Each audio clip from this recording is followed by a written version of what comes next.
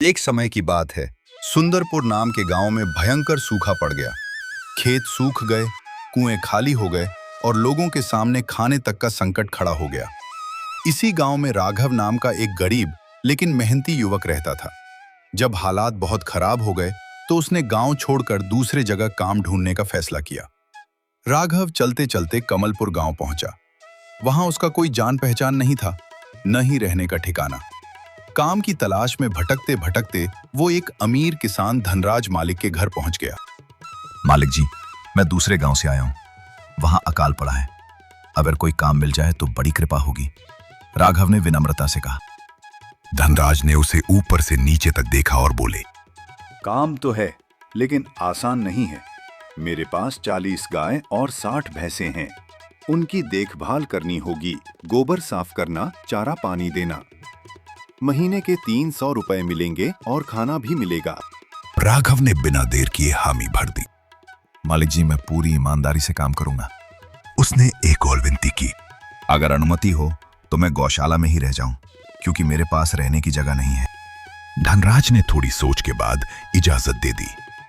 अब राघव दिन रात मेहनत करने लगा। वो सुबह सबसे पहले उठता, जानवरों की सेवा करता, उन्हें साफ रखता और समय पर खाना पानी देता। उसकी मेहनत का असर दिखने लगा। दूध की मात्रा और गुणवत्ता दोनों बढ़ गई। एक दिन धनराज खुश होकर बोले, तुम बहुत मेहनत करते हो। तुम्हारी वजह से गाय बहुत दूध दे रही है।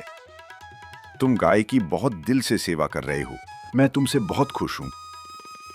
इसलिए मैंने एक फैसला लिया है।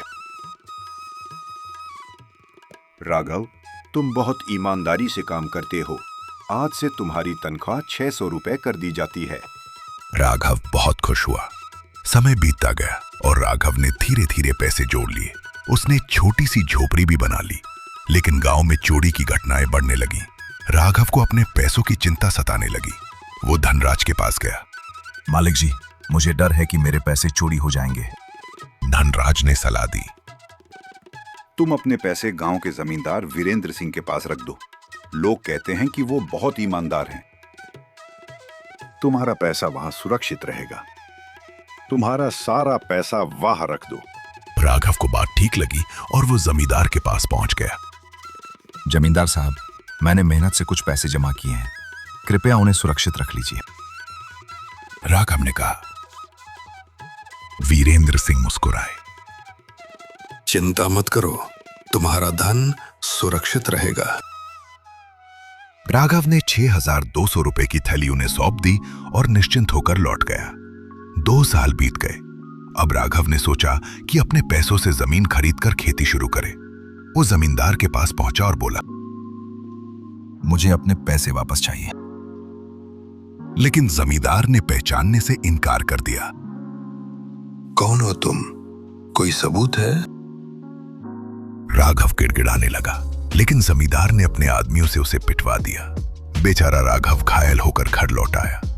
जब धनराज को यह बात पता चली तो उन्हें बहुत दुख हुआ। उन्होंने कहा, राघव, चिंता मत करो, मैं तुम्हारे पैसे वापस दिलवाऊंगा। फिर उन्होंने एक योजना बनाई।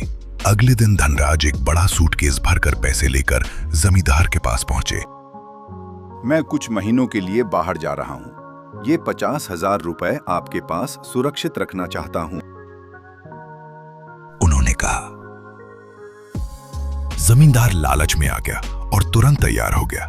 तभी बाहर राघव भी आ गया।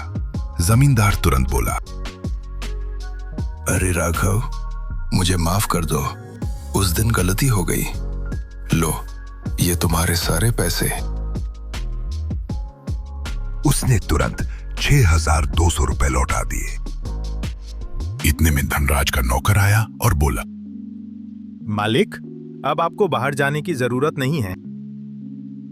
धनराज मुस्कुराए और बोले, तो फिर इन पैसों को रखने की जरूरत भी नहीं। वे अपना सूटकेस लेकर वहां से चले गए। जमींदार पछताता रह गया। ना बड़ा पैसा मिला, ना छोटा बचा। राघव ने हाथ जोड़कर कहा, मालिक जी, आपने मेरी मेहनत की कमाई बचा ली।